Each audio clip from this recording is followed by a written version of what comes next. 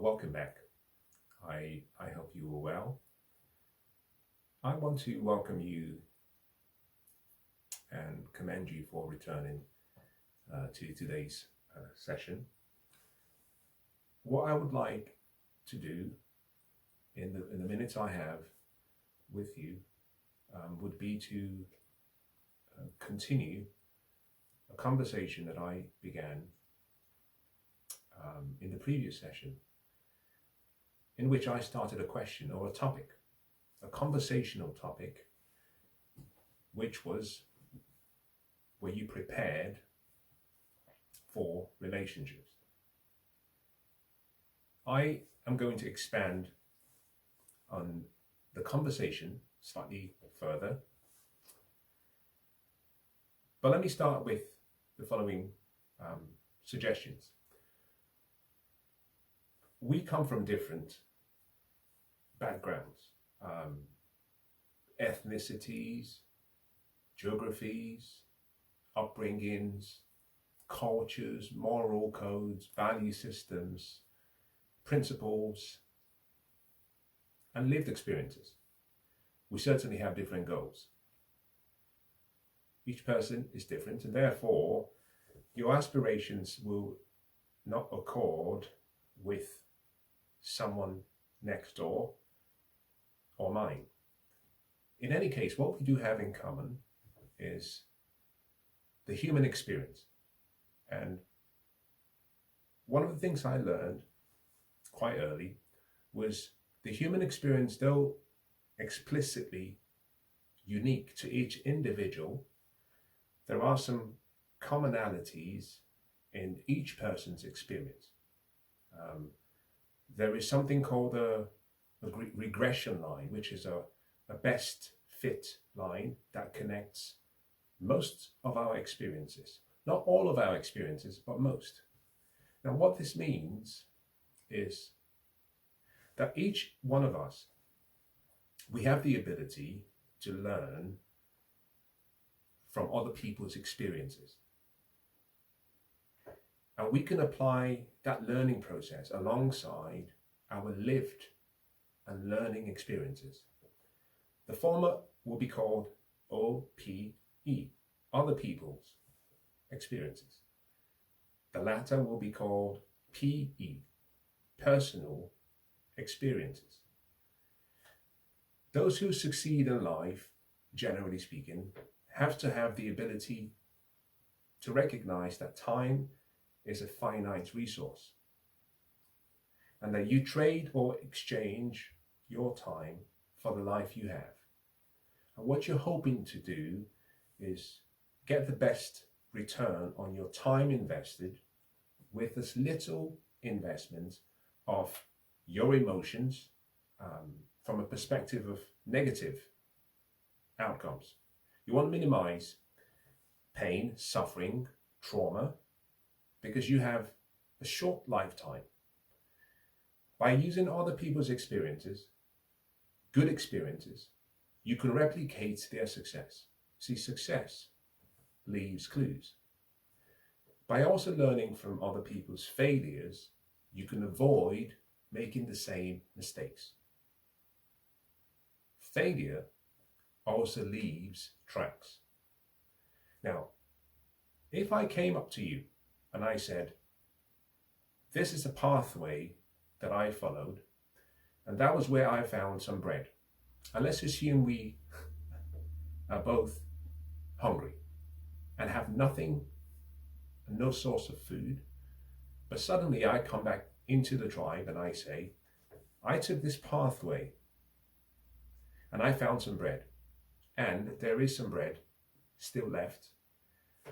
One of the things that I would hope that you will do is, rather than negate my experience and my outcomes, I would hope you would have the curious approach, and you will be intrigued, and hopefully that you would take what I have shared with you and take that path and implement it with some careful considerations. You can't just go blindly. You have to be aware of what you are doing. But hopefully you might get there and there will still be enough bread. And that is what I'm doing in this session about relationships. I'll start with the following. I had a very, very memorable upbringing. I had a great father, an amazing man. I had an amazing mother, a wonderful woman, a wonderful friend, a great mother. I was trained and I was raised and I was taught several things as a young child. There were things I wasn't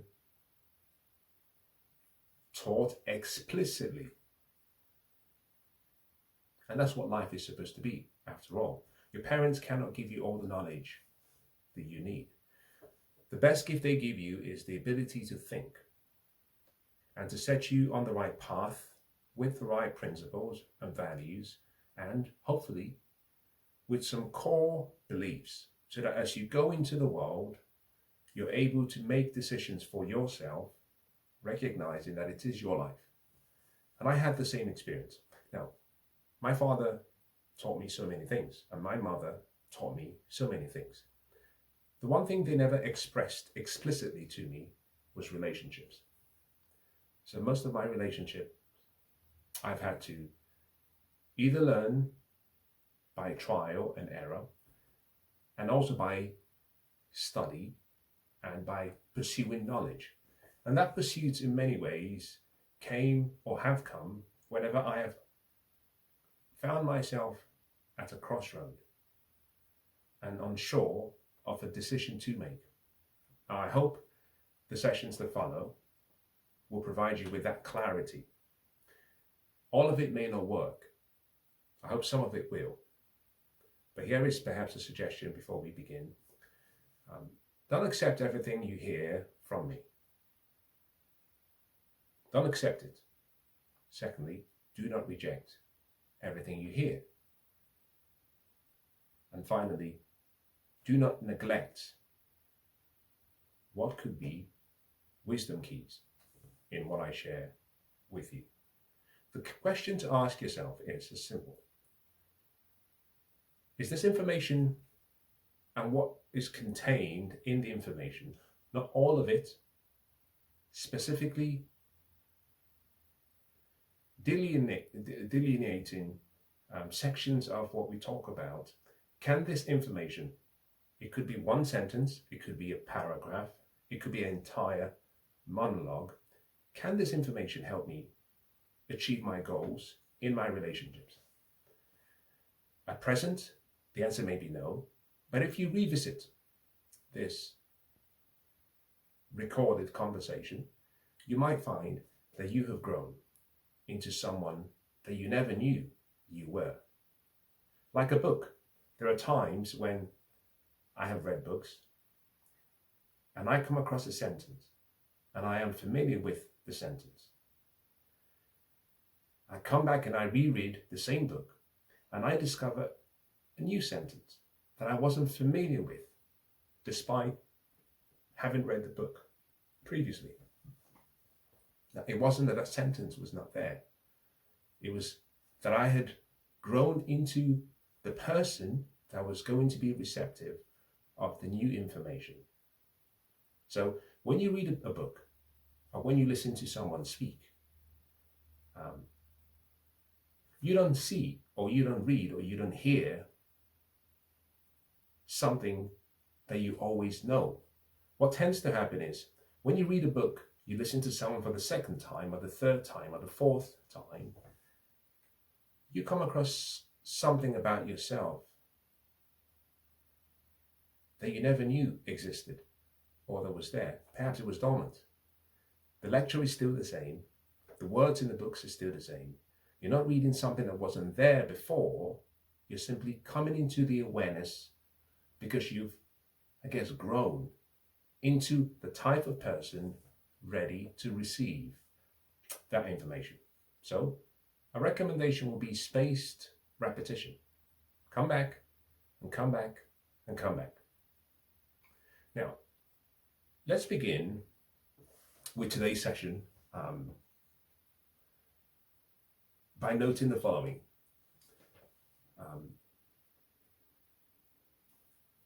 relationships have different, what I call stages. Depending on your age, you might find that the relationship goals of someone who is 14 or 16 or 18 will be different to someone who is 25 or 27, but also will be vastly different to someone who is 37, irrespective of whether you are male or female. You are at different stages of your life. So let me start with the relationship stages. Irrespective of your age, everyone begins the journey from what I call the base. We call it dating.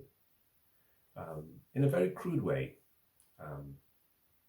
dating means different things to different people. Originally, it used to mean the opportunity to gather and collect data, information about other people. Whether you were caught in the person or just you were part of a baseball team, a football team, you spent time with people and you collected information. In the modern world, now I should also make it clear that we have two separate, what I call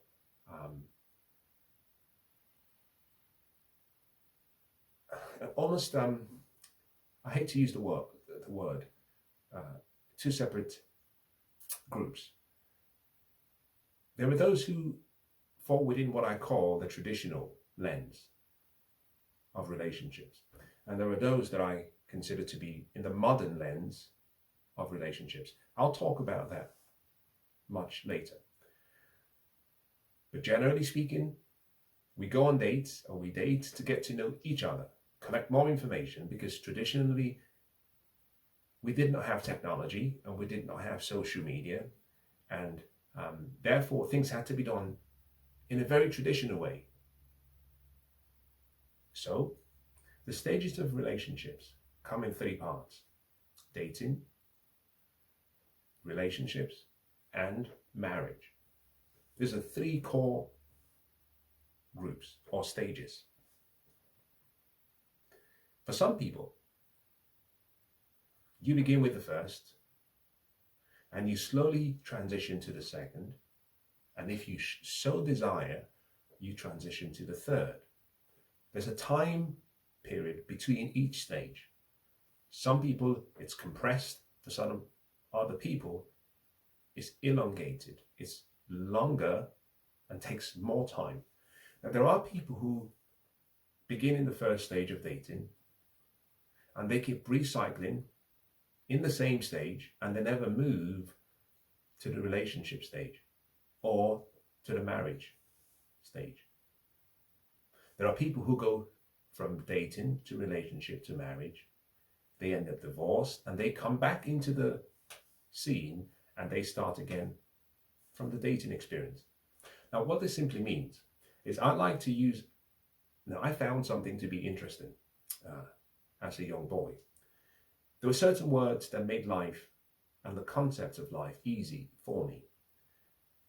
Analogies, parables, stories, allegories, metaphors, poems, all of these, even art, all of these, sometimes movies, stories, all of these made life more easier to relate to. And so whenever there was a concept that I found it hard to understand, I could relate the lesson from that concept to a story. And that story was easy for me to put in my pocket as I traveled through life. I'm going to use one concept, and it's a crude way of describing human relationships, but I hope it serves a purpose. The concept is a marketplace. Now, when I use the word a marketplace, what most people think about, depending on where you live, where you were born, or where you reside, a physical marketplace comes to mind. I remember growing up, there were places where you had to go and buy your fresh fruits and food. You had to trade and negotiate, sometimes trade and battle with people. And you had buyers and you had sellers, but they were all in the same place, looking for what they considered to be a fair exchange. A marketplace is a useful concept to understand relationships. Now, understand something. I began with the stages of a relationship, and I said dating, relationships, and marriage. So, if you have two people, a man and a woman, in this example, and they're looking to have relationship, have some connection with either someone of the same sex or the opposite sex. In this example, I'm using people of the opposite sex. Although we do not have a physical marketplace where people meet, we have the concept of a marketplace that exists both physically and in the virtual space. So, for example, depending on where you live, in the West, we have what we call applications or apps, where on your mobile phone, you can sign up to join a particular app. An app is a marketplace, and an app might provide you with a profile. That profile is your store, and in that profile, you have some information about you, photographs, descriptions, sometimes videos, links. And what you're doing is you're advertising yourself. You're advertising yourself to the public. You can select who you want and have an interest in. You might be heterosexual, you might be bisexual, or you might be one who prefers the same sex, homosexual. Doesn't really matter. And don't get hung up with the terminology, please. But what you have done is you set up a store in the marketplace, and those who come to the same marketplace will have the opportunity to see you and to find you. And if they find you and they like what they see, you have an opportunity to engage. That's a virtual marketplace. But every day, as we interact with the world, as we walk out of our homes, we walk into a marketplace. On the streets, on the road, in a supermarket, at work, in a nightclub, in a gym studio, all of these places are marketplaces. They are public marketplaces as opposed to private marketplaces. So the marketplace is an important distinction to keep in mind. Although we have three stages of a relationship, the dating, relationship, and marriage, we have two marketplaces. The dating marketplace and what I call the relationship marketplace. Now, the relationship marketplace absorbs the marriage marketplace. There are some areas and parts of the world where the two are separate. So you can have three marketplaces. I prefer to use two because it keeps things simple. There are people who want short-term engagements, and there are marketplaces for that. We call that dating. There are those who are looking for something more meaningful, maybe something more medium to long-term. We call that relationship marketplace. But there are people whose intention is to have something more long-standing and meaningful. They want to spend their lives with one person and one person alone. That might transition into marriage, cohabitation, or some form of, you might say, cohesion that perhaps doesn't have the same definition across cultures.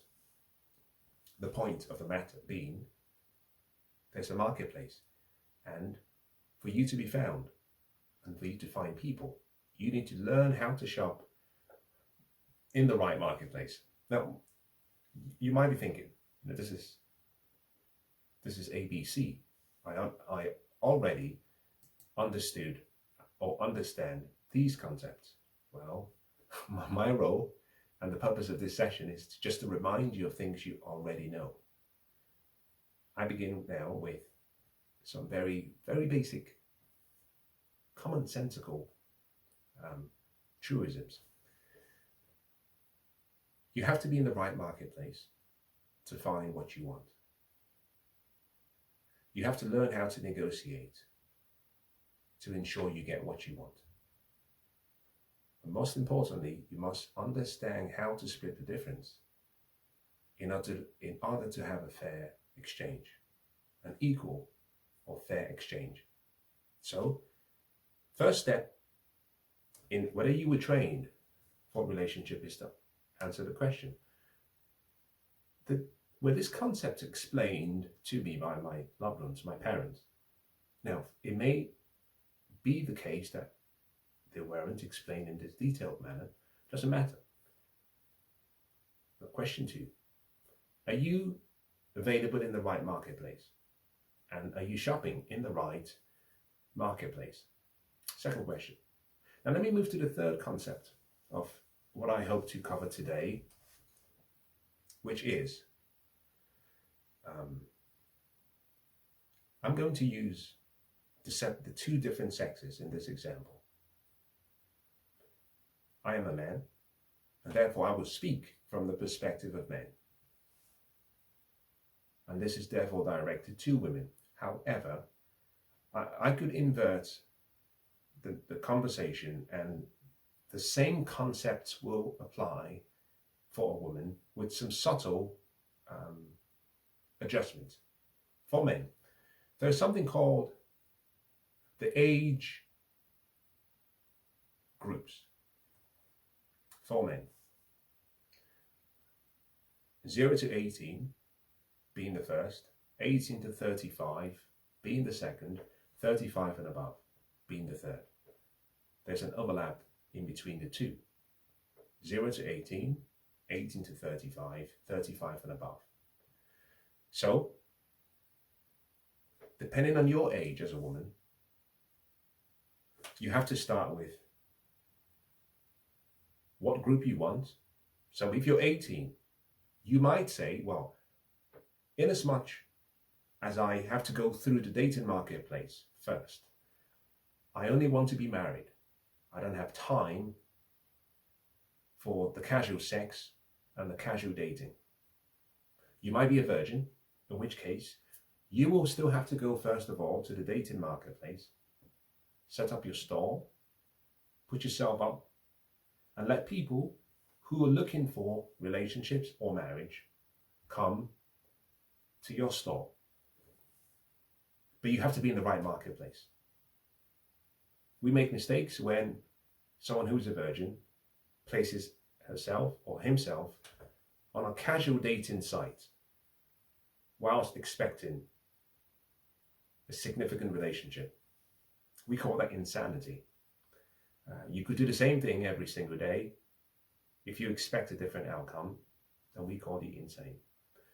But here's where it gets important. A woman who is 18 has to choose a man from one of the three groups.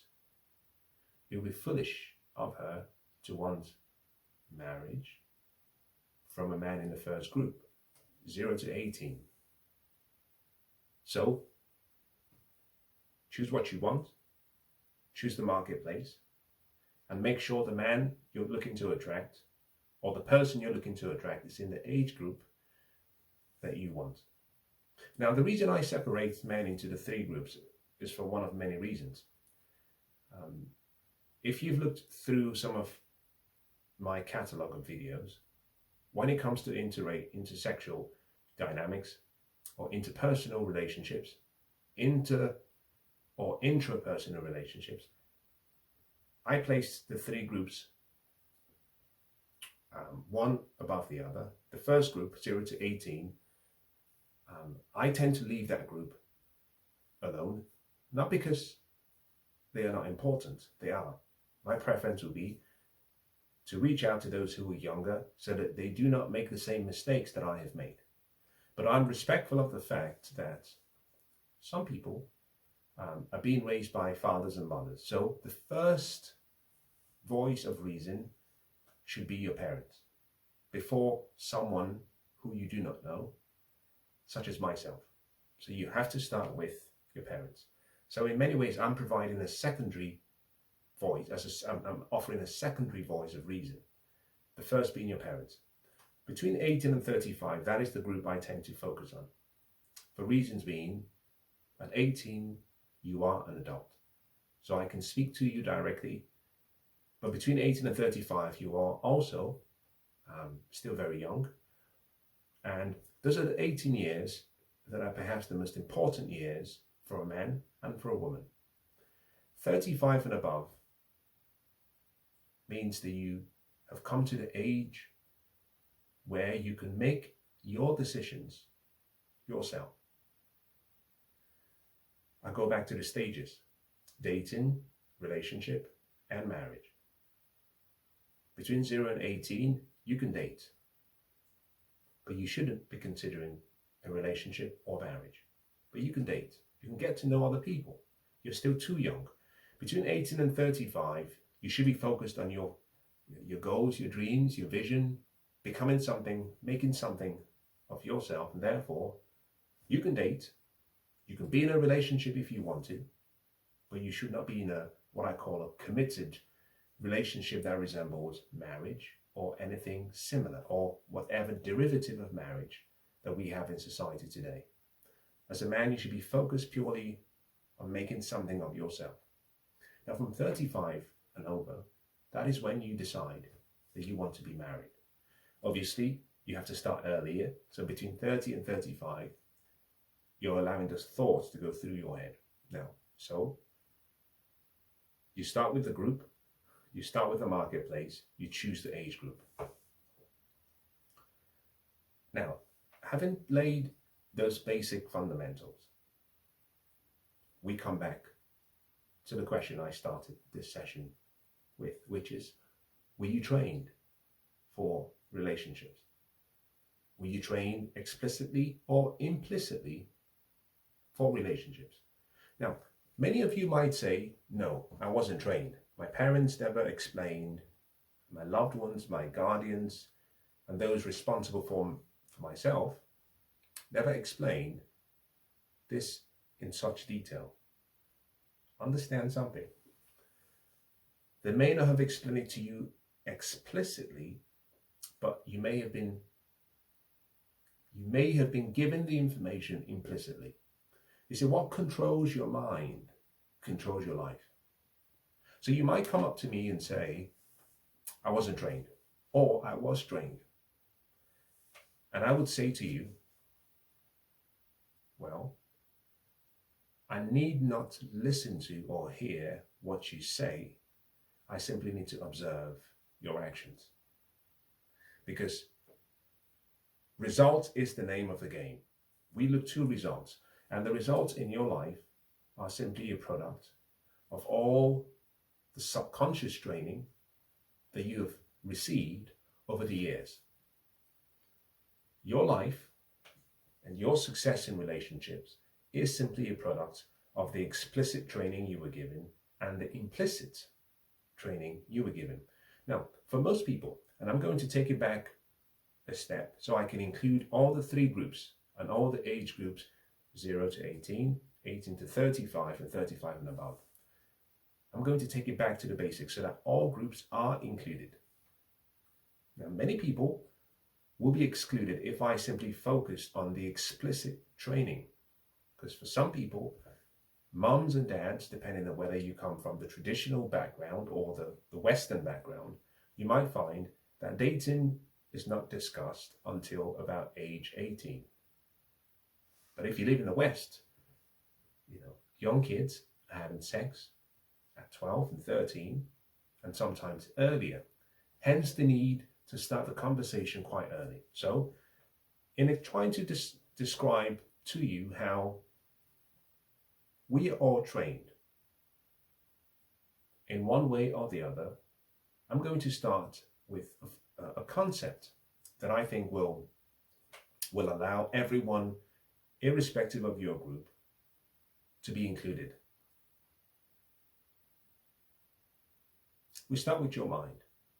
Now take into consideration this concept.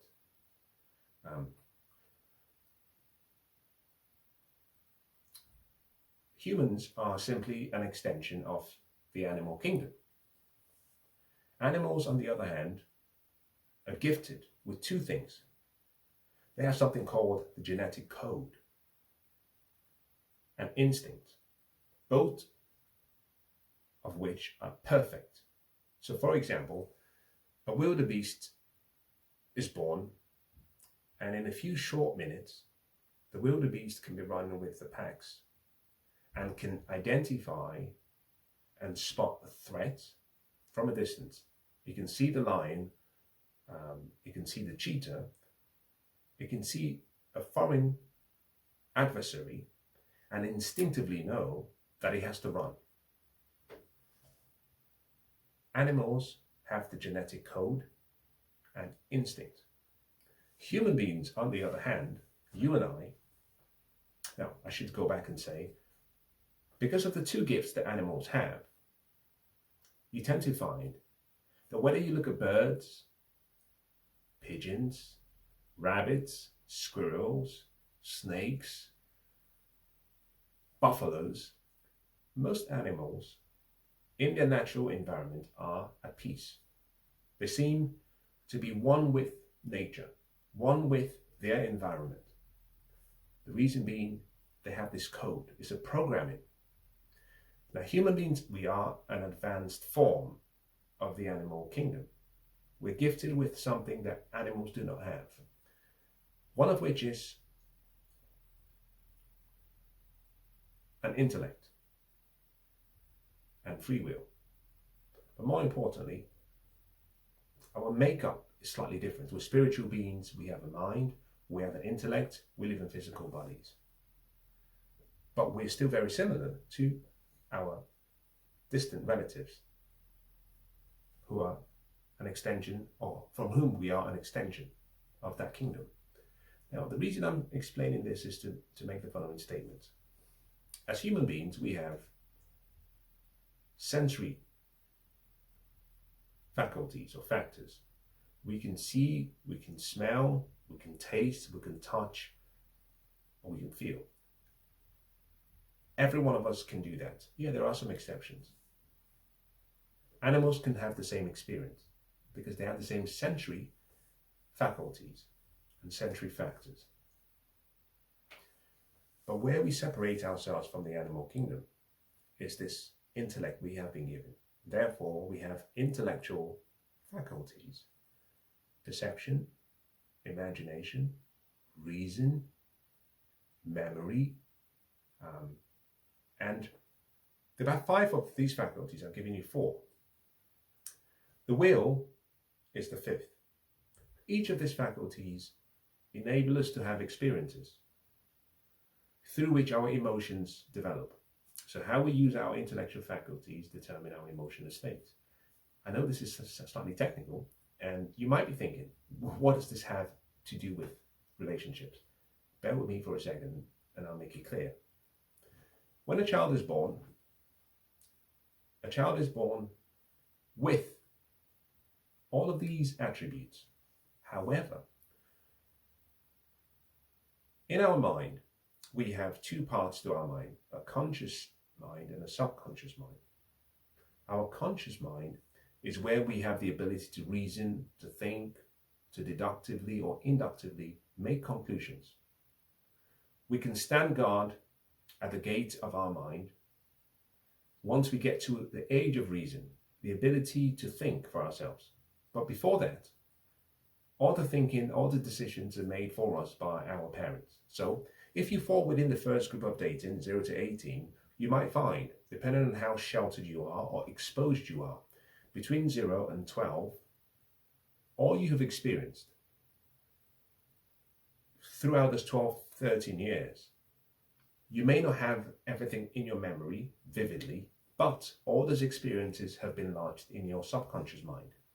So if you've come from a family where you had a loving father and a loving mother who lived together, then you would have been observing from a young age how both sexes cooperate, collaborate, disagree, reconcile, and live in harmony. That model is being planted in your subconscious mind. You're being taught implicitly by the environment you find yourself and by the energy in the environment that you observed. On the other hand, if you were born into a family where there was so much fighting, division, or perhaps there was an absence of one person or both people, that void is also transmitted into your subconscious mind. So you're like a sponge up to a certain age. For most people, we generally use the chronological age of 18 as the starting point, where you become an adult, where you're responsible for your decisions. So what that means is between 0 and 18, all things remaining equal, all the knowledge, all the beliefs, all the value systems, all the examples have been dumped in your subconscious mind. Therefore, your actions and what your results will turn out to be are simply a reflection of the ideas you have in your subconscious mind. Therefore, you cannot outperform the image you have of yourself with regards to relationships based on what is in your subconscious mind. You cannot outperform that image permanently. You might be able to stretch out and go out of the bounds of your self-concept of yourself, but you'll always snap back because you are conditioned. Your habits condition your decisions, your behavior, and therefore your actions. Now, from the age of reason, for some people, that begins early, 14, 15, 16. For most people, it begins at 18. And for some people, beyond 18. They cannot think for themselves. But a time comes, which is where the second group comes into play, 18 to 35, where you have to start making decisions for yourself, for your success. And you can start to reject ideas in your subconscious mind and replace those ideas with better ideas, newer ideas, better role models, better examples. Spaced repetition is how this is achieved. Now, I remember very carefully, for example, in my life, my father's sister and her husband were the ideal role model of what a loving relationship was supposed to look like. They were just exceptional, always in love, very kind to each other. And until he passed away, and I remember after he passed away, saying to my aunt that the two of them were a perfect model. And it was something I recognized even from a younger age. And my parents, my father and mother, I love them to bits, but most people always look to my father's sister and her husband. They were a perfect role model. So in my subconscious mind, I had a model that I could look up to. Now the reason I use that in today's session is to say the following. When you get to the age of reason, you will start to make specific decisions, or you will have the opportunity for your parents to start to correct and equip you explicitly with the knowledge needed for a successful relationship. And here is where perhaps in this section, I will bring today's session to a conclusion as follows. And I think this perhaps might guide you. Depending on how you were raised, most people were raised with the right information. See, most people think that knowledge is the key to power or the key to success, but you can have the wrong information. So you have to begin with the right information. If you have the right information and you study the information, that becomes knowledge. The information studied, if you comprehend that information, you develop understanding. If you apply the information that you understand, you have wisdom. So the key to successful relationships irrespective of what group you find yourself or you wish to be in, is wisdom. Understanding, however, should be the minimum place that you find yourself. Hence the saying, in all you're getting, get understanding. Wisdom is supreme, but in all you're getting, you should strive for understanding. Because if you have understanding, understanding is a product of the appetite to learn, to study, to gather information. But here is the key thing. Understanding creates faith. So, let's say you are 18 years and you are a woman and you're looking to be married. If you had no role model, and let's assume you had a horrible upbringing, it would mean the ideas you have in your subconscious mind are chaotic. If you're able to pursue information and study and gain knowledge and therefore have understanding, you will start to substitute some of the bad ideas you have about relationships and marriage with the good information that exists. That understanding provides a sense of faith and peace and hope. Because remember, faith is simply the evidence of things unseen, the hope of things yet to come. But because you have studied, rather than be perhaps doubtful, anxious about a relationship, you have peace because you have faith. This places you in a place emotionally and physically and metaphysically of peace and what we call at ease. So when you meet people, you are always at ease. You're not restless, you're not troubled, you're not worried, because you have knowledge. Because you've been taught about what you need to make your relationship successful. Or perhaps because you've learned yourself by study what you need to make your relationship successful. And perhaps most importantly, because you have replaced the ideas in your subconscious mind with the opportunity to have used your conscious mind, which is where we think. You've used the faculties of the mind, reason, to think, and therefore you've used the imagination to create a picture of success in your relationships. You've used your perception to have a perspective about what a good relationship will look like and how your relationship will develop into. All of these faculties enable you to create an emotion that is congruent with the knowledge you have.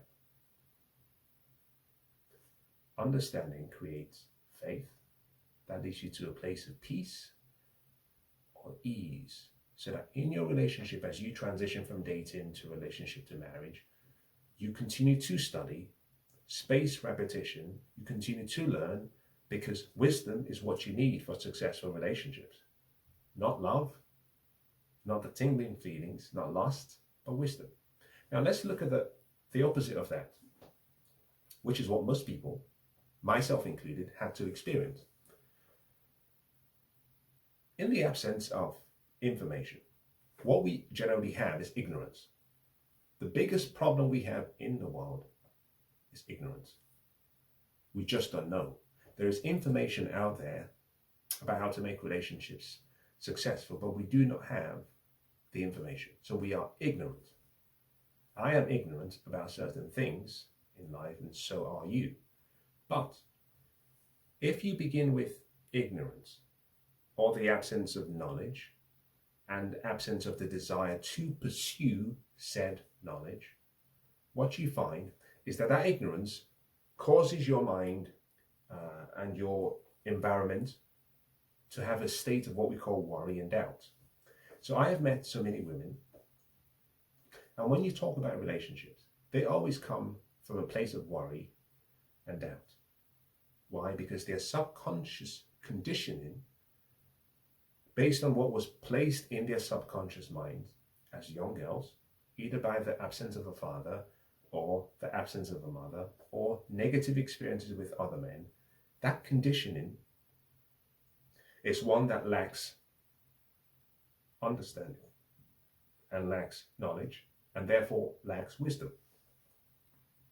So, in the absence of the knowledge you need, and therefore in the presence of ignorance about how to make relationships work, irrespective of what group you find yourself, what you tend to see is worry and doubt.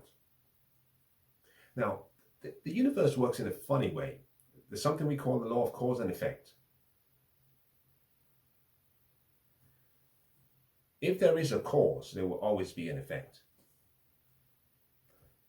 Doubt and worry automatically pushes most people into a state of fear. Now, any decision we make in a state of fear, worry, doubt will always lead to a form of anxiety, which is why, now I understand this because early in my dating experience, I found that I always went through a cycle of about 2 years that I would date someone, great people, for the first year, everything is great. And as I approached the end of the second year, I would do something to sabotage the relationship.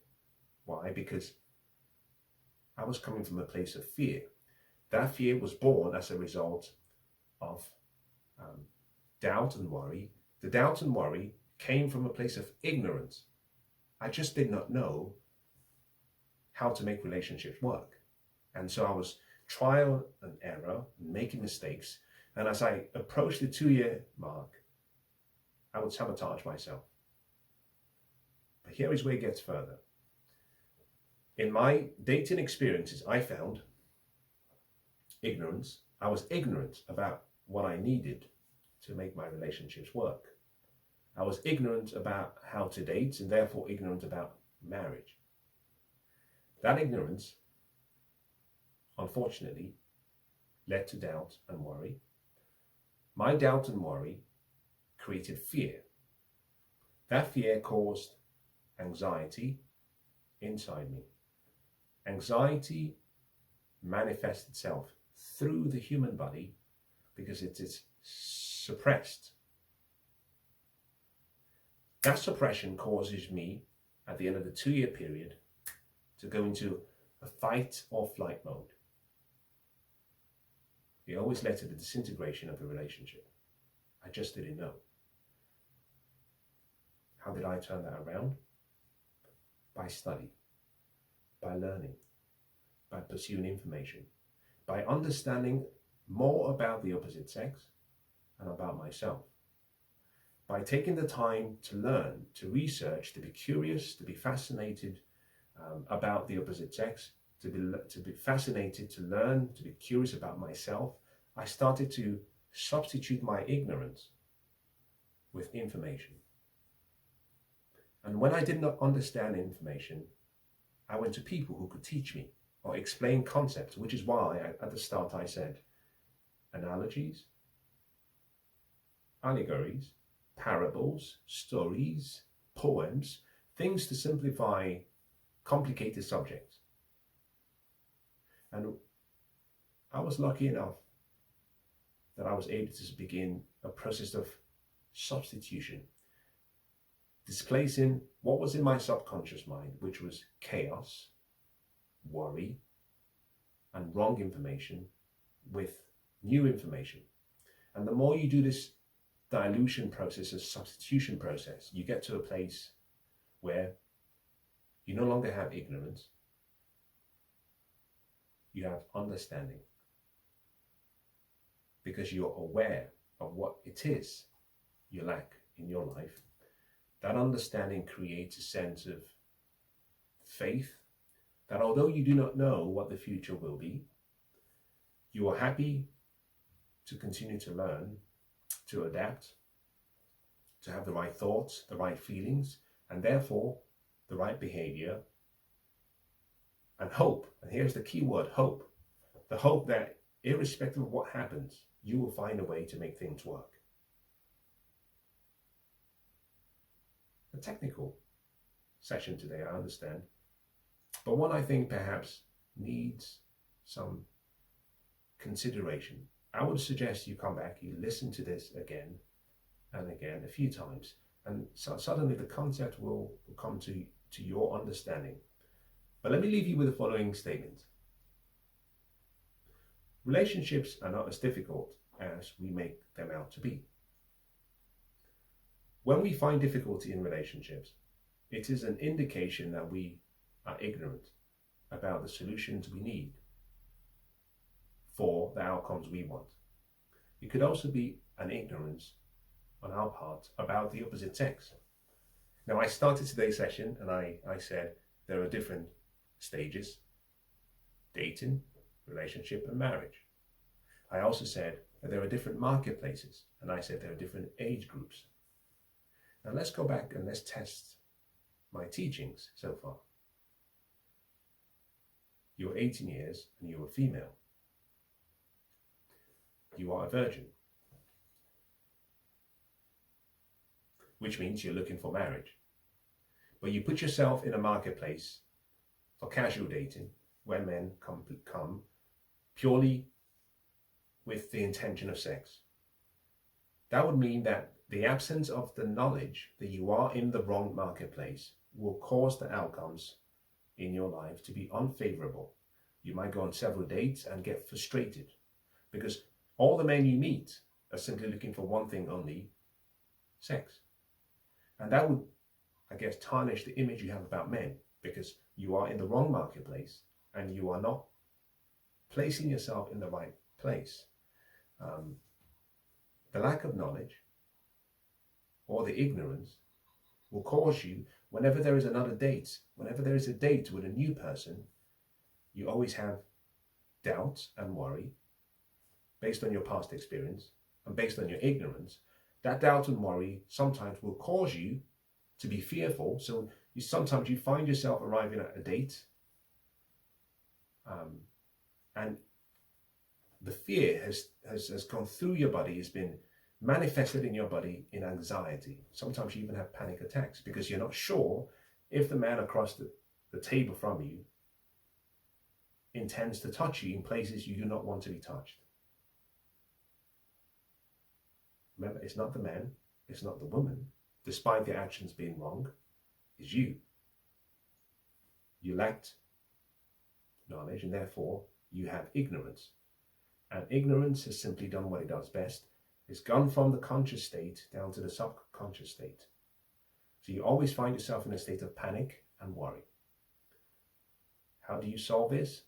You begin with study, learning, gathering information so that you can develop awareness of the knowledge that you need to make your relationship successful. And hopefully you develop some form of faith so that you are at ease when you are dating. You can move yourself, therefore, from one marketplace to the other, and then you can choose people in the right category or group, age-wise, and therefore you can start to achieve some of the outcomes that you want. Now, this was an introductory session to whether you were prepared or trained, raised, taught how to be in a relationship. Dating, relationships, marriage. In the 2 or 3 sessions to come, I'm going to expand on that. I'm going to move from the question, were you trained or raised and taught how to be in relationships? And I will go through the 3 stages. Dating, were you taught how to date? I will move to relationships. Were you taught how to be in relationships? And finally, because I'm speaking to, and I'm speaking as a man, I will be asking the question, were you taught how to be a wife? In other words, were you taught and prepared for marriage? Now, I hope today's session has been of some value.